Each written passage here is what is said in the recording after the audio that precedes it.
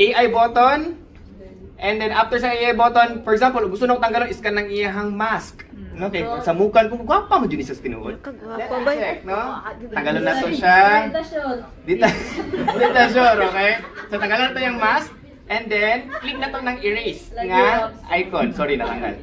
Medyo lisod yun yung mask. Puro na nag-clown ron. Wait lang. Okay, sige. Oh, Lagi siya.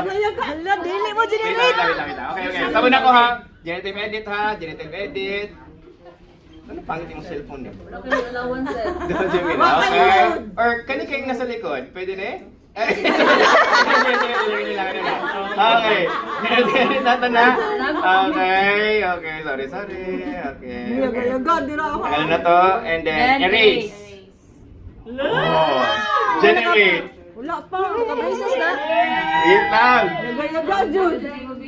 Trending ka ko. Lisod yung kayo. Nag-lisod yung tingin kayo.